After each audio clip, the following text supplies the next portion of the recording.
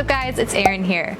If you clicked on this video, you're probably interested in how to get some eye-capturing, high-quality action shots with a GoPro. Now, I'm no expert, but I have had years and years of practice shooting with a GoPro. I got featured on their Instagram a while back, which I thought was a pretty sweet accomplishment because there's some really cool photos on their feed. This camera comes with me on all of my trips because it's compact, waterproof, rugged, and captures action in a really unique and fun perspective. I use a GoPro when shooting in any kind of extreme environment or when I'm trying to capture an action. So whether it's surfing, skating, freediving, chilling on a boat, or taking fun selfies, this is my go-to camera. So I'm going to be breaking this video into 3 parts. What gear I have, what settings I use, and then finally some of my tips and tricks that I've gathered throughout my years of shooting with a GoPro. After you're done watching this, I hope that this inspires you to get out there and shoot some fun and creative content for yourself. So first, I'm gonna be talking about all of my GoPro gear and accessories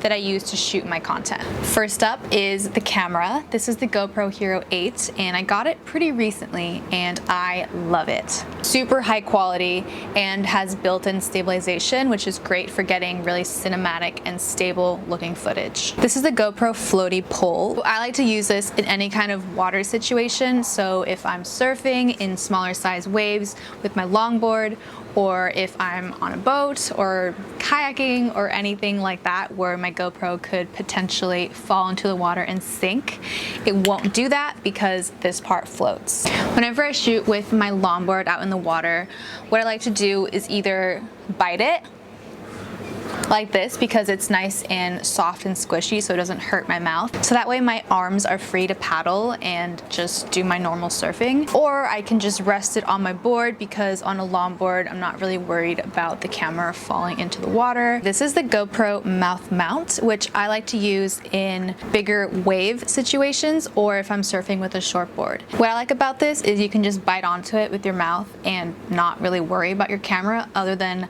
pushing record and changing the settings. The cool thing about this particular mouth mount is if I were to lose it, it floats as well, so I don't have to worry about my GoPro sinking to the bottom of the ocean. This is my selfie stick, and what I like about this is that it's pretty compact, but if you want a wider angle and you want more in the shot, it can extend a pretty good distance. I like to use this pole for any kind of selfie situation because I really like how it allows more in the shot. It's super lightweight and it folds to like 6 inches. This is the protective housing for the GoPro Hero 8 Black. I haven't used it yet. As you can see, it's still in the box. I got this so I can shoot scuba diving because when you're 60 to 80 feet down below, you need a protective housing for your GoPro. Here are my ND filters. I got these pretty recently, and the point of these ND filters is to allow the GoPro to have a lower shutter speed, which makes your footage look more cinematic. And lastly, this is my G Dome,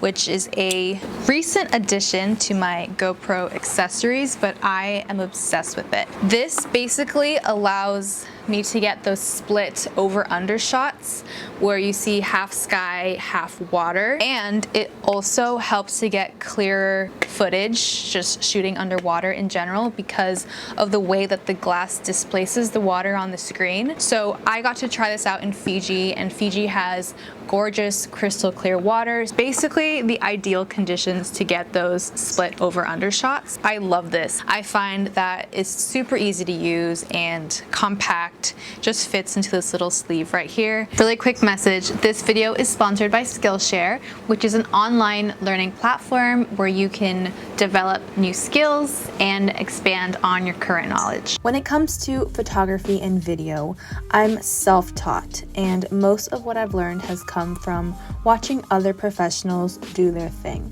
With Skillshare, there is an endless amount of informative classes that teach you all about photography, video, gear, editing tips, and lots more. A couple classes I've been loving is Fundamentals of Photography, which helped bring my manual shooting to the next level. And I've also been loving Chris Burkhart's outdoor photography class, where he talks about shooting during sunrise, golden hour, and sunset, and how to get unique shots by playing with different angles. If you're a creative or curious person who has always wanted to improve their skills or learn about a new topic, then Skillshare is for you. It's also incredibly affordable, especially when compared to pricey in-person classes and workshops. An annual subscription is less than $10 a month.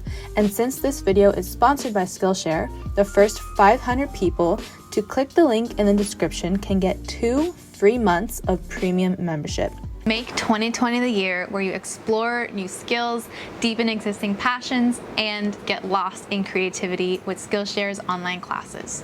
What you find just might inspire you. Right now, I'm gonna talk about what settings I use when I'm shooting on my GoPro. So when I wanna get any surf selfies, I put my camera on time-lapse mode and I set it to 0.5 seconds at wide angle. So that means when I push the shutter button on the GoPro, it will continuously take photos every half a second until I push the shutter off again. And I like the wide angle because it really helps to capture the entire action as well as your scenery. And since the GoPro is capturing a photo every half a second, you really can't miss whatever cool action is going to happen. I'll also use the time-lapse photo mode for any kind of selfie. So if I just want to get a cool travel selfie, I'll put it once again to 0.5 seconds and wide. For any kind of jump shots where I want to freeze the action, I like to use burst mode. There's a ton of different settings for burst mode. I find that pretty much any one of them works, but it basically means that the GoPro will take like 10 photos in a span of 3 seconds, so that when you're about to do the action, you just start the camera and you do the action and it'll capture it. If I want to get any cinematic footage, I like to put my settings to 4K and linear. So that way it's not the fisheye wide angle look anymore, it's more straight and linear like a normal camera. And finally, some tips and tricks that I've accumulated over the years and years of shooting with a GoPro. Tip number 1 is to have fun with the angles. The coolest thing about shooting with the GoPro is its versatility, and there are literally countless ways to mount your camera. Tip number 2 is to use a long extension pole so that you can show off your surroundings and get the ultimate selfie. Tip number 3 is to just practice a lot and find what works best for you. Angle your camera vertically when you're shooting for Instagram content. Get as close as you can to whatever action you're shooting, because action shots look best when they're close up. My last tip is obviously the more epic the action, the more epic the shot. But don't go overboard and don't get yourself injured in the process. Alright guys, those are all of my tips and tricks that I use to shoot with a GoPro. Hope you guys learned something. Thank you for watching, and I'll see you in the next video.